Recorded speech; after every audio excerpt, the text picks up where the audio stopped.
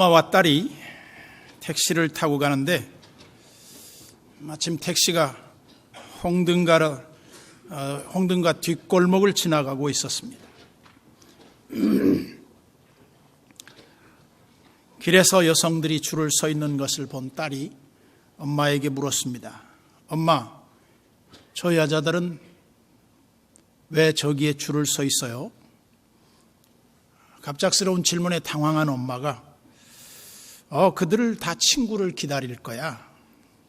그러자 택시 기사가 촐싹거리며 아줌마, 딸한테 솔직하게 말해야지 왜 거짓말을 시켜요? 그러자 엄마가 반격할 기회를 노리고 있던 차에 엄마한테 딸이 이렇게 말했습니다. 엄마, 솔직하게 말해줘. 그럼 저 언니들도 애도 낳아. 그러니까 가끔 그럴 때도 있지. 그럼 그 애들은 커서 뭐해? 그 애들은 주로 택시 기사해. 여러분 오해하지 마시기 바랍니다. 우리가 신앙생활을 하면서 무슨 오해를 많이 하느냐면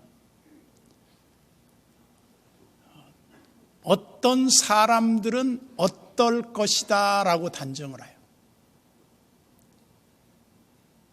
그러면 제일 쉽게 이렇게 볼 수가 있겠죠. 성경에서 보면 가장 의롭게 산 사람을 3명을 노아와 욥과 다니엘을 들고 있어요. 노아, 욥, 다니엘 이 3사람은 아무리 어려운 처지에 있어도 하나님이 반드시 그들을 어려움에서 건져주시겠다는 겁니다. 그런데 노아와 욥과 다니엘이 우리와 함께 버스를 타고 예를 들어 여행을 한다고 가정을 합시다. 차가 뒤집혀서 사고가 나서 대부분 다 죽을 위기에 놓여 있는데 노아와 욥과 다니엘은 머리털럭 하나도 상치 않고 다 건져냈어. 그러면 우리가 이런 안정감을 누립니다. 노아하고 욥하고 다니엘 3사람이 우리하고 예를 들어 어디 비행기 여행을 하는데 믿음 없는 사람이 탔어요. 그럼 이렇게 생각을 하죠. 이 비행기는 절대 고장나지 않는다. 사고가 날 수가 없다. 왜냐? 이 사람들이 탔기 때문이다. 근데 오해하지 마시라 이 말입니다. 우리는 자칫 그냥 그런 단정을 내릴 때가 참 많아요. 누구도 하나님의 거룩하신 그 뜻을 알 수 없습니다. 그러나 분명한 것은 하나님은 모든 사람이 그 행한 대로 다 심판하신다. 유대인이라고 봐주지 않고 이방인이라고 해서 제외시키는 것도 아니고 하나님은 모든 사람을 똑같이 대하신다. 이것이 로마서가 말하려고 하는 이 기본 골격입니다. 왜냐하면 당시의 유대인들은 굉장히 특권의식이 있었어요. 어떤 특권의식이 있었냐면 자신들은 하나님의 선택받은 민족이며 자신들은 아브라함의 후손이며 자신들은 이방인들과 차원이 다르다고 생각을 했어요. 굉장한 특권의식을 가지고 있었죠. 그런데 그런 생각에 빠져 있을 때쯤에 복음을 듣지 못했던 로마에 살고 있던 유대인들에게 사도 바울은 왜 이 사실을 굳이 분명하게 밝히고 넘어가느냐? 예수님께서 이 땅에 계실 때에도 예수님을 늘 고통스럽게 하고 예수님의 사역을 방해했던 사람들이 있었습니다. 그들이 누구였느냐면 유대인들이었어요. 유대인들은 모든 면에서 특권을 가지고 있었지만 그들은 하나님 나라에 별 도움이 안 됐어요. 우리도 자칫 어떤 구조 속에 있을 수 있냐면 그의 부모가 믿음 생활을 너무 잘했어요. 그의 부모들이 아주 헌신적으로 신앙생활을 잘해왔어요. 그러면 자녀들은 이렇게 생각할 수 있어요. 우리 부모들이 쌓아놓은 은덕으로 말미암아 나는 어떤 위기와 어려움에서 건져주시겠지. 그런 생각하지 말라는 겁니다. 모든 사람은 다 자기가 행한 일로 말미암아 모든 결과를 얻을 뿐이다. 그것을 오늘 가장 강조하는 메시지의 핵심이에요. 이걸 계속 반복하고 있습니다.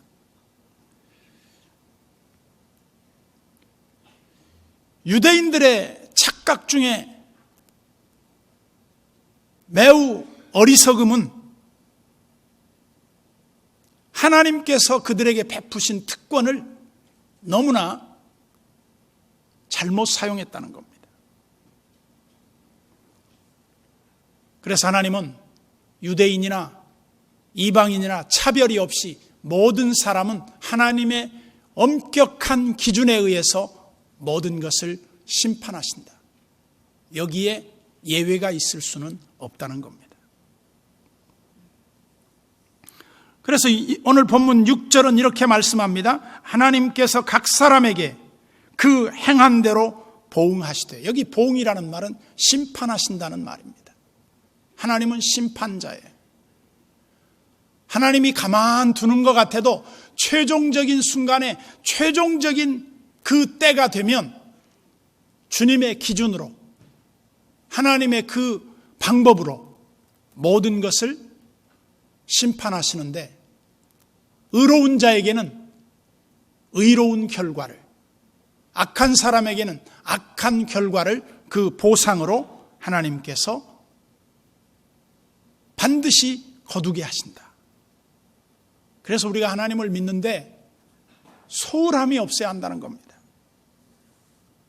그래서 행한 대로 보응한다. 우리는 사람들이 행하는 어떤 일을 보면 아주 교활하죠. 눈앞의 이익만 생각하는 거예요. 그래서 우리 그리스도인들이 알아야 할 지혜 가운데 하나는 뭐냐면 뭐든지 쉽게 성공하려고 하지 말라는 겁니다. 쉽게 성공하려고 하는 데는 반드시 거기에 사탄의 장난이 개입돼요.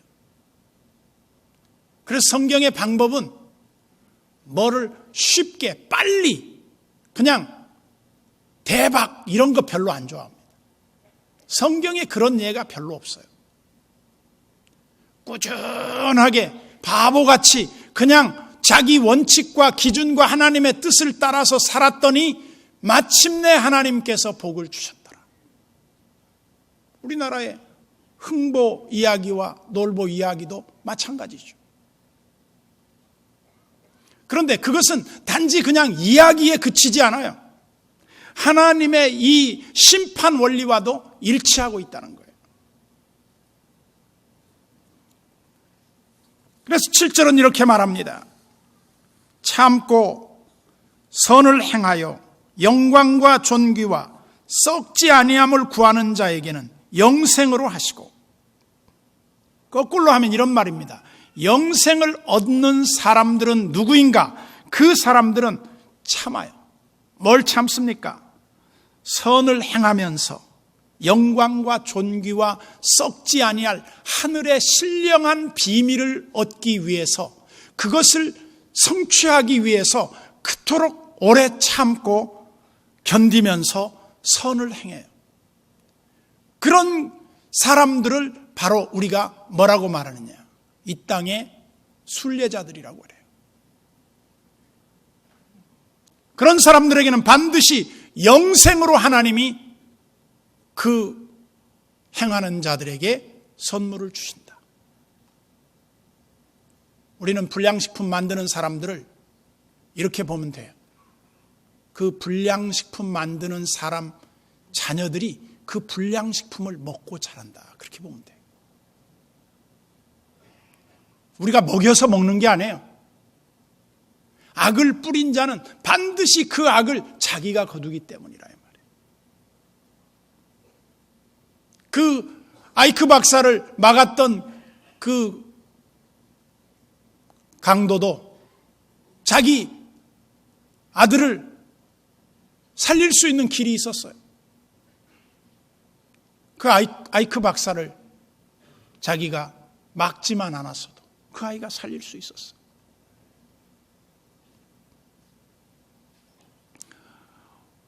우리를 늘 이 세상에서 자기 자신을 잘못된 결과물로 얻게 하는 원인이 무엇인가? 8절에 그 답이 나와 있습니다.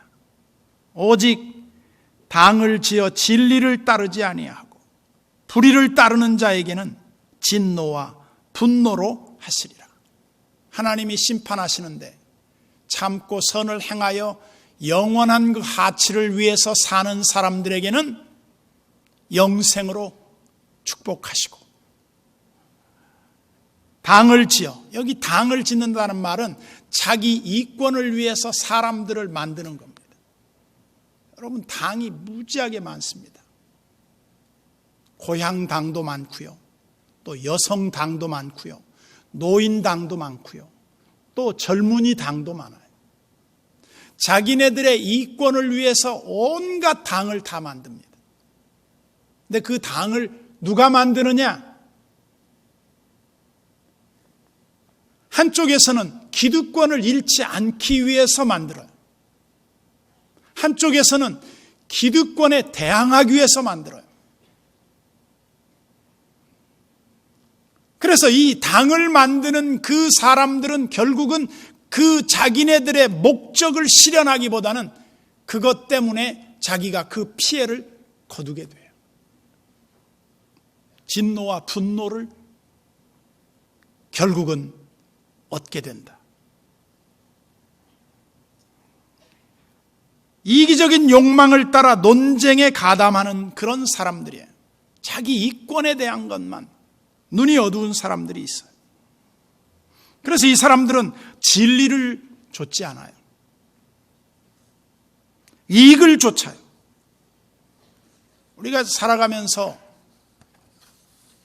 돈을 사랑함이 일만하게 뿌리다. 어떤 사람들은 보면 돈에 너무 집착해 있는 사람들이 있어요. 욕심이 너무 많아요.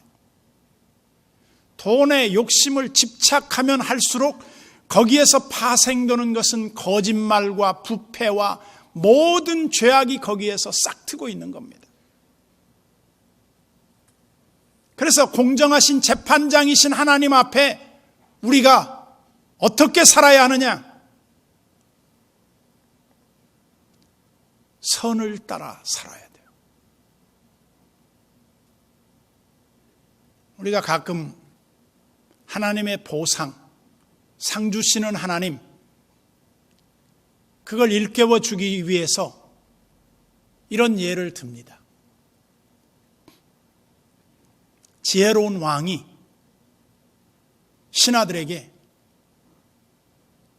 깨어진 톡에다가 물을 부으라 그럽니다. 그러면 똑똑한 신하들은, 아니 임금님, 이 항아리가 다 깨졌는데 물을 부으면 어떻게 됩니까? 근데 임금님은 다 숨은 계산이 있어요. 아니, 이유를 묻지 말고 물을 부으라고. 그래서 이제 계속 물을 붓는 거예요. 벌써 밑 빠진 독에 물 붓기, 얼마나 사람이 삶의 의미를 찾지 못하는 일이겠습니까? 내가 물을 부었으면 그 물이 쌓여야 되는데 물이 다 빠져나가 버리는 거예요. 그런데 왕의 명령의 깊은 뜻은 뭐냐? 내 말을 듣고 순종하느냐 불순종하느냐를 보려고 하는 거죠. 뭐 그런 예는 많습니다. 수도원에 수도하러 온 사람들에게 배추를 심으라 그러면서 뿌리가 위로 나오게 심고 순을 땅에다가 심으라 그랬어요. 다른 사람들은 다 뿌리를 밑에다 심는데 딱 한 사람만 거꾸로 심었어. 그러니까 그때 수도원 원장이 너는 나하고 함께 일하자. 왜? 너의 삶을 보니까 너는 참 순종을 잘하는 사람이구나. 왕의 말을 듣고 물을 그 깨어진 독에다 계속 붓다 보니까 나중에 그 옅은 우물 속에 큰 금덩이가 들어있는 겁니다. 그건 네 몫이다 이거예요. 순종하지 않는 사람에게는 국물도 없다 이거죠. 하나님의 뜻을 찾는 사람들의 특징이 마치 이와 같다. 부질없어 보이고, 우리 교회 청년이 하나 있어요. 서울대 법대 나온 청년이에요. 근데 그 청년이 그랬어요. 아버지가, 야, 너 교회 가지 마. 왜요? 교회 가면 떡을 주냐, 밥을 주냐? 우리 예수님 교회는 떡도 주고 밥도 주는데요.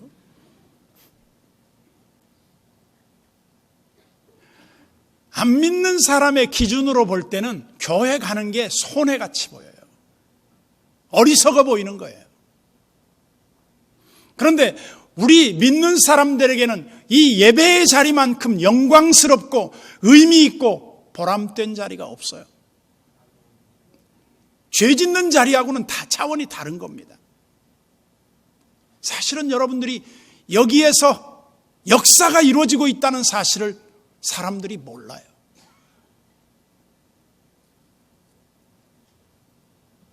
구절을 봅시다. 악을 행하는 각 사람의 영에는 환난과 곤고가 있으리니 먼저는 유대인에게요. 그리고 헬라인에게며. 악을 행하는 사람, 악인들은 그 사람의 영에, 다른 말로 하면 그 사람의 모든 삶의 근거지에 환난과 곤고가 임해요. 그런데 그 환난과 곤고가 임하는데 누구에게 임하느냐? 자기는 면제될 것이라고 생각했던 유대인에게 먼저 임해요. 여러분, 우리 예수 믿는 사람들이 종종 오해할 때가 있어요.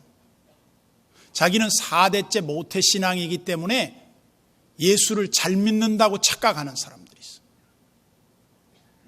성경은 그 사람이 얼마나 교회를 오래 다녔느냐, 그것을 평가 기준으로 삼지 않습니다. 저는 신앙생활하면서 매우 좋게 보는 사람들 가운데 첫 번째 부류가 뭐냐면, 그 집에 아무도 예수 믿는 사람이 없는데 그 사람 한 사람이 먼저 예수를 믿으면서 어려움을 겪고 그 어려움을 잘 이겨내면서 믿음 생활을 잘하는 사람이에요. 그런 사람들이 얼마나 복된지 몰라요. 우리는 오래 믿고, 그리고 다 믿고, 훌륭한 일을 많이 하고 교회에서 중요한 직책을 받았기 때문에 그 사람은 잘 될 것이다. 아닙니다. 가끔 목회자들이 배우자를 구하는데 목회자들 중에서 이제 당대의 예수를 믿어서 은혜를 받고 하나님 앞에 헌신해서 이제 목회자의 길을 가는 후배들이 가끔 만나요. 그러면 그 사람들은 이제 배우자를 누구를 만났으면 좋겠는가? 그러면 그 사람들은 대부분 이렇게 말합니다.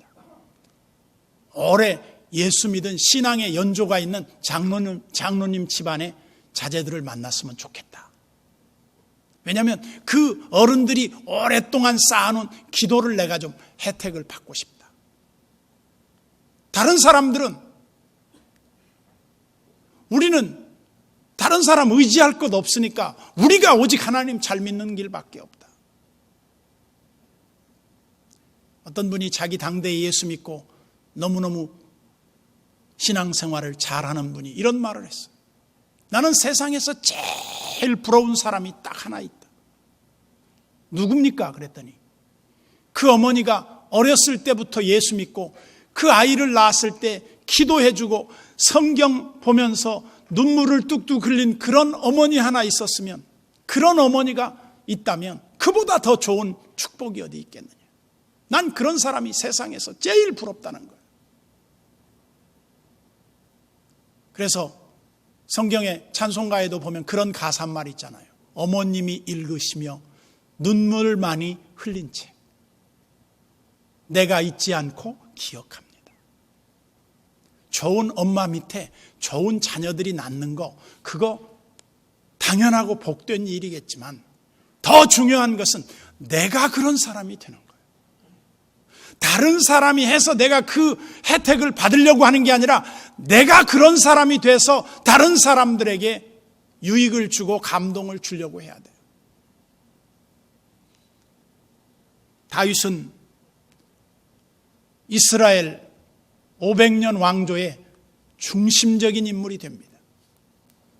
다윗 때문에 하나님이 벌을 내리려다가도 내가 다윗 때문에, 이미 다윗은 세상을 떠났어요. 그런데 하나님이 다윗과 한 약속을 지키기 위해서 벌을 안 내리시는 거예요. 근데 그것이 얼마나 오래 갑니까? 그렇게 오래 가지 못해요. 하나님이 참고 또 참으세요. 하나님이 제가 볼 때 인내하시는데 얼마나 인내하실까? 모르겠어요. 한 3, 4대까지 참아주실 수 있어요. 그런데 그 다음부터는 국물도 없어요. 하나님이 우리에게 은혜 베푸시는 것이 영원하고 우리가 하나님 앞에 받은 은혜가 말로 다할 수 없는 은혜지만, 여러분, 우리가 잘해야 됩니다. 받은 은혜 잘 감당해야 돼요. 여러 번 강조했습니다. 신앙생활 잘못하는 것 중에 제일 잘못하는 게 뭐예요? 대충 하는 거, 열심 없이 하는 거, 그냥 아무렇게 하는 거, 수고 하나도 않고 신앙생활 하는 거, 그거 부러워할 거 아닙니다. 참고 선을 행하며 썩지 않고 쇠하지 않고 영원한 가치를 위해서, 하나님을 위해서 사는 사람과 대충 사는 사람과 똑같다.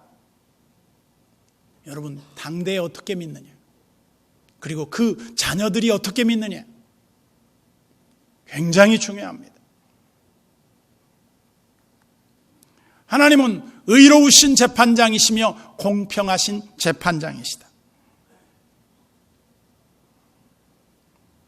그래서 하나님이 하시는 일을 우리는 이 세상에서도 어렴풋이 볼 수 있는 경우가 많다. 10절을 봅시다. 선을 행하는 각 사람에게는 영광과 존귀와 평강이 있으리니 먼저는 유대인에게요, 그리고 헬라인에게라. 심판도 먼저 유대인이고 평강과 존귀와 영광도 유대인에게. 먼저 어떤 사람에게? 공평한 하나님의 룰을 통해서 선을 행하는 사람에게도 유대인에게, 심판받는 것도 유대인에게. 하나님의 심판이 하나님의 집에서부터 시작된다. 예사롭지 않는 얘기입니다. 하나님은